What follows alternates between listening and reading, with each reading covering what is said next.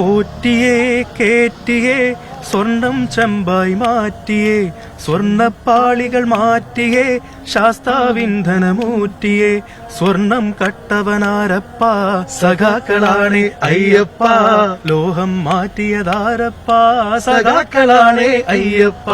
തെരഞ്ഞെടുപ്പ് കാലത്ത് പാരഡി ഗാനങ്ങൾ പലപ്പോഴും പലയിടങ്ങളിൽ എപ്പോഴും ഉണ്ടാകാറുണ്ട്. പക്ഷെ അതിനൊക്കെ ആയുസ് എന്ന് പറയുന്നത് ചുരുക്കം ചില നാളുകൾ മാത്രമാണ്. ആ തെരഞ്ഞെടുപ്പ് കാലം കഴിഞ്ഞാൽ അതിന്റെ ആയുസ് തീരുകയും ചെയ്യും.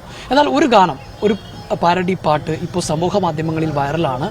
അത് നമ്മുടെ ഈ ശബരിമല യുമായി ബന്ധപ്പെട്ടുണ്ടായ ചെമ്പ് പോറ്റിയുമായി ബന്ധപ്പെട്ടുണ്ടായ ആ പാട്ട് പാടിയ യഥാർത്ഥ ഗായകനാണ് ഇപ്പോൾ നമ്മൾ കണ്ടെത്തിയിരിക്കുന്നത്. നമ്മളൊപ്പം ചേരുന്നത് മുഹമ്മദ് ഡാനിഷ് അല്ലേ? യഥാർത്ഥത്തിൽ പാട്ടുകാരനാണോ? ഞാൻ പാട്ടുകാരനായിട്ട് വന്നതാണ്. ഇപ്പോൾ സ്റ്റേജ് ഷോസിനൊക്കെ കീബോർഡ് വയ്ക്കാൻ പോകാറുണ്ട്. പാട്ട് പാടുന്ന ആളാണ്? പാട്ട് പാടുന്ന ആളാണ്. എങ്ങനെയാണ് ഈ പാട്ടിലേക്ക് എത്തുന്നത്? ഇത് ഞാൻ വർക്ക് ചെയ്യുന്ന സ്റ്റുഡിയോ തന്നെ നമുക്ക് ഇലക്ഷന്റെ ഒക്കെ ഭാഗമായിട്ട് തന്നെ വന്നൊരു വർക്കാണ്. അത് എഴുതിയത് GP ചാലപ്പുറം എന്ന് പറയുന്ന ഒരു പ്രവാസിയാണ് അദ്ദേഹം. പിന്നെ ഹനീഫ മുടിക്കോട് സംഗീത സംവിധായകനാണ്, എന്റെ ഗുരുവും കൂടിയാണ്. അദ്ദേഹത്തിന്റെ കെയർ ഓഫിലാണ് ഇങ്ങനെ പാട്ട് വന്നത്. അപ്പൊ അങ്ങനത്തെ ഒരു വിഷയത്തിലാണ് ഇതിന്റെ വരികളൊക്കെ, അതിന് അനുയോജിച്ചൊരു ട്യൂണും. അപ്പൊ എന്നോട് പറഞ്ഞ് ഈ പാടി നോക്ക്, ചിലപ്പോ വൈറലാകും. അങ്ങനെ അന്ന് ഞാനത് പാടി. അങ്ങനെ ഇത് പെട്ടെന്ന് കയറുന്നൊന്നും വിചാരിച്ചിട്ടില്ല. പിന്നെ നമ്മുടെ CMS സുബൈർക്ക് അദ്ദേഹമാണ് ഇത് പബ്ലിഷ് ചെയ്തത്. പിന്നെ ഈ പാട്ട് വൈറലായിട്ടാണ് കേൾക്കുന്നത്. ഇങ്ങനെ വൈറലായി പോകുന്ന പ്രതീക്ഷയില്ല, ഒരിക്കലും പ്രതീക്ഷിച്ചിട്ടില്ല. സാധാരണ നമ്മൾ തെരഞ്ഞെടുപ്പ് കാലത്ത് പാരഡികൾ പാടാറുണ്ട്. അങ്ങനെ പാടി വെച്ചതാണല്ലേ? അങ്ങനെ നമ്മള് രാഷ്ട്രീയം നോക്കിയിട്ടൊന്നുമല്ല, അങ്ങനെ വന്നൊരു വർക്ക് ചെയ്തു പാടി. പിന്നെ ഇതിങ്ങനെ എത്ര വൈറലായി, എല്ലാ പാർട്ടിക്കാരും അത് ഏറ്റെടുത്തു എന്നുള്ളതാണ്. ഇതിൽ യഥാർത്ഥ പാട്ടുകാരൻ ഇദ്ദേഹം ആണ് എന്നുള്ള പുറത്തെത്തിച്ച ഒരാൾ കൂടി മാധ്യമപ്രവർത്തകനും പാട്ടുകാരനൊക്കെയാണ്. എങ്ങനെയാണ് ഇദ്ദേഹത്തെ പുറത്ത്? ഞങ്ങൾ ടീമിലെ കീബോർഡിസ്റ്റാണ്. ഞങ്ങൾക്ക് സർഗധാര എന്നൊരു ടീമിന്റെ അതിൽ കീബോർഡിസ്റ്റാണ് ഡാനി. അപ്പോൾ ഡാനി ഒരിക്കൽ കുറ്റിപ്പുറത്ത് പ്രോഗ്രാമിന് പോകുമ്പോൾ ഞാൻ ഇതിന്റെ ഒരു വീഡിയോ കാണിച്ചപ്പോൾ എടാ ഇത് പാടിയ ഞാനാണ് എന്ന് പറഞ്ഞപ്പോൾ ഡാനിയാണ് സത്യത്തിൽ ഇതിന്റെ വോയിസ് എന്ന് പറയുന്നത്. അപ്പോൾ ഇതുപോലെ ഞങ്ങൾക്ക് ഒരു UDF പ്രോഗ്രാം താനൂർ വന്നു. അപ്പോൾ ആ സമയത്ത് പിന്നെ ഞാൻ എന്ത് ചെയ്തു, ഡാനിനെ കീബോർഡിൽ നിന്ന് സ്റ്റേജിൽ നിന്ന് വിളിച്ചിട്ട് പാടിച്ചു. ഡാനി കുറച്ച് മടിച്ചിരുന്നെങ്കിലും അത് പാടി.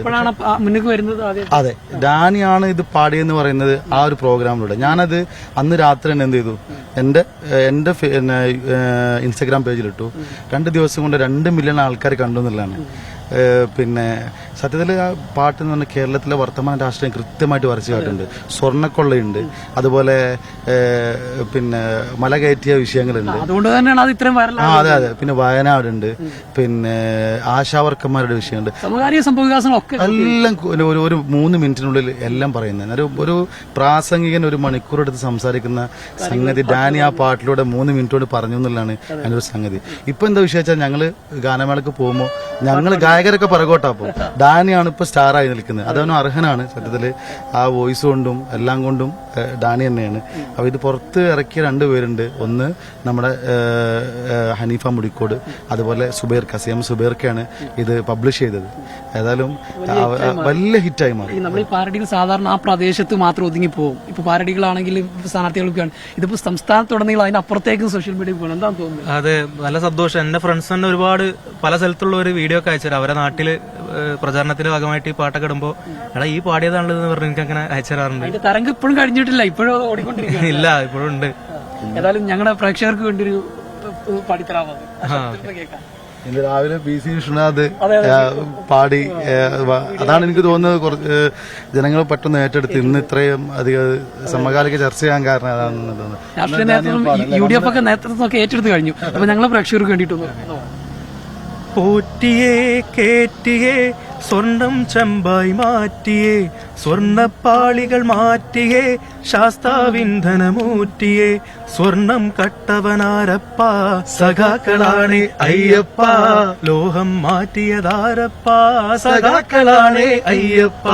പോറ്റിയേ കേറ്റിയേ സ്വർണം ചെമ്പായി മാറ്റിയേ സ്വർണപ്പാളികൾ മാറ്റിയേ ശാസ്താവിന്ധനമൂറ്റിയേ.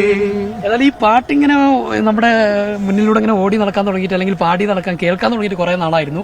അതിന്റെ യഥാർത്ഥ ഗായകനെ ഇപ്പൊ ഇന്നാണ് റിവീൽ ചെയ്യുന്നത് എന്നുള്ളതാണ്. ഏതായാലും അദ്ദേഹത്തിന് എല്ലാവിധ ആശംസകളും. ഇനിയും ഒറ്റനവധി വൈറൽ ഗാനങ്ങൾ പാടാൻ കഴിയട്ടെ.